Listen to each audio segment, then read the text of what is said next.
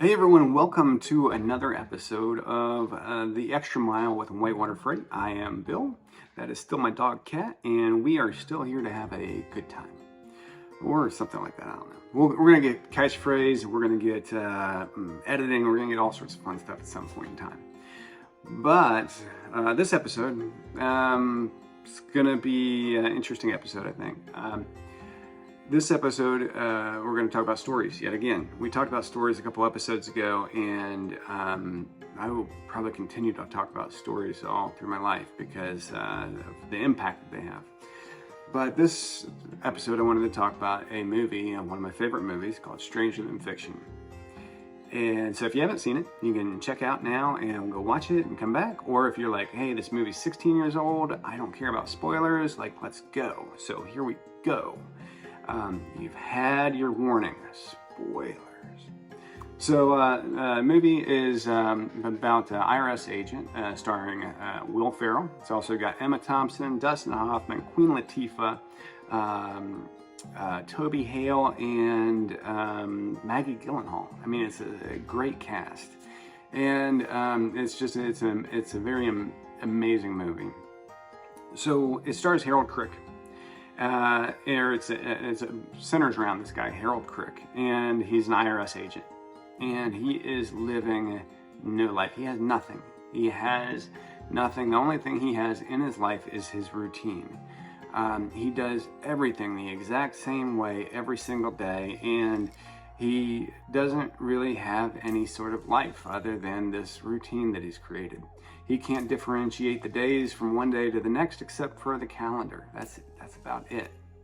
And if that is not relatable, I don't know what is, because I've been there before, and it's soul sucking. It's living without passion is not living. But that's just like the first little piece of the story that we get. That's the very first piece of the story we get. And we get to know about this, about Harold.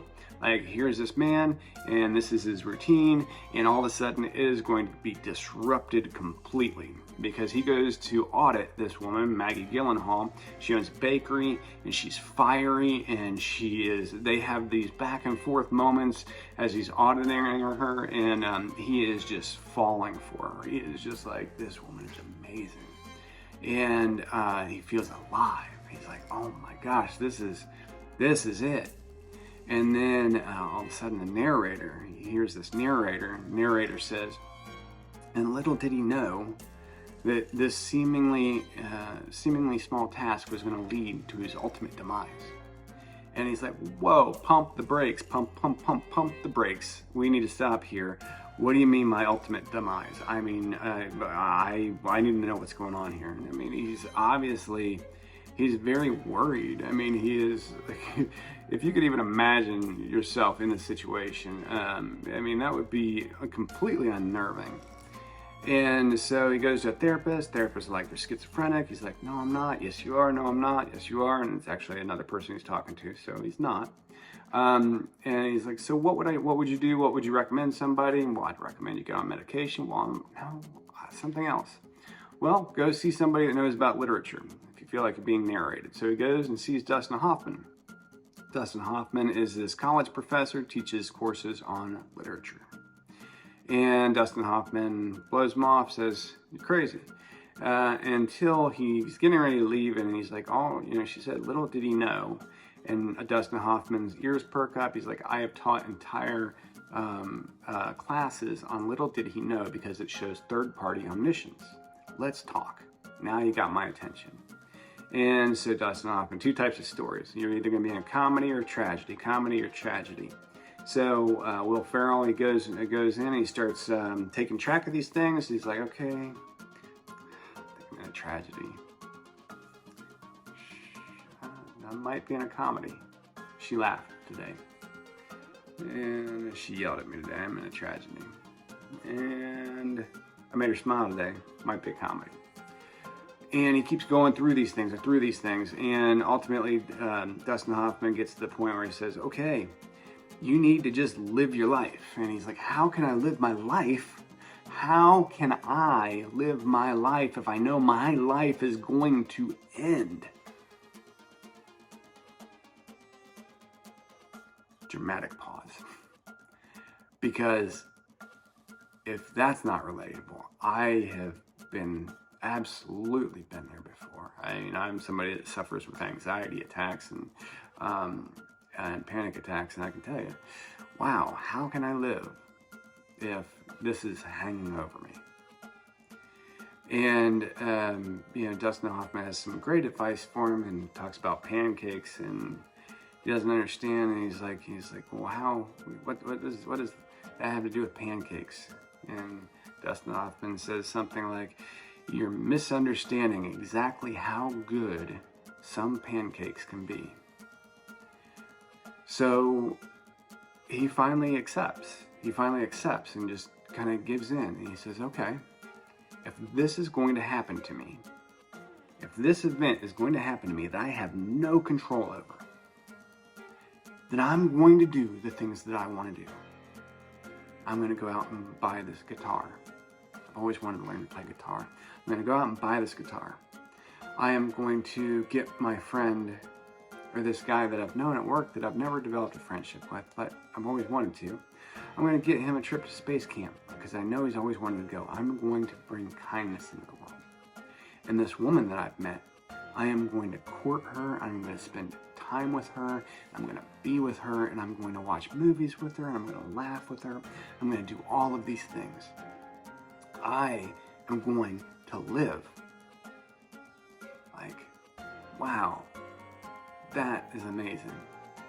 You have this guy that went from not having a life and not even really caring if he had a life or not because he was just set with a routine, to being this guy that was so scared of losing his life that he couldn't do anything except for obsess over the fact that he was going to, and then how to prevent it, which is unpreventable. And to this guy that just gives in, takes the free fall, and says, okay, here we go. I don't want to miss a moment of what I have. And that's why it's one of my favorite stories. But then there's even more. So, and I'm not going to spoil the ending for you because it's just a beautiful movie. But then there's even more when you stop and think about for a moment. And I have seen tons of people's stories over the years. I mean, heart-wrenching stories, warm stories, great stories, everything. I myself, in the last 6 years, my mom had a heart attack. I got married. My wife had liver failure, was in the hospital for 3 months. She had spinal surgery from the base of her skull to the middle of her back. She got lupus, SLE. Like just last year, she was rushed to the ER like 6 times in an ambulance. When you're thinking comedy or tragedy, comedy, tragedy, comedy, tragedy, it's so easy to get caught up in thinking it's one or the other. It's one or the other. It's one or the other. But you see, it's not, because our lives aren't just a story. They're filled with a bunch of stories, so many stories, and it goes back and forth and back and forth and back and forth. So it's neither comedy nor tragedy. And it's filled with both, and all that and more. And so in Cincinnati, we like to say, if you don't like the weather in Cincinnati, just wait till tomorrow. Well, I know when we're in the midst of tragedy, it can seem like we can't get out of this. We are stuck in this tragic moment, but we're not. The moment is going to pass. The moment's going to pass, and another moment's going to come on, and there's going to be some other story, some other part to the story, or some other arc that comes on that is filled with hope, that's filled with laughter, that's filled with smiles, and then it's going to go right back again, and back and forth, and back and forth, and back and forth. So I think the reason why I wanted to share this, because I know so many people going through so many difficult times right now. And the reason why I wanted to share this was just to say, just hang on, because the story's not over. The story's not over. So that's it for this episode. I hope you got something from it and got some sort of enjoyment. And we will talk to you next episode or something like that. So we'll see you later.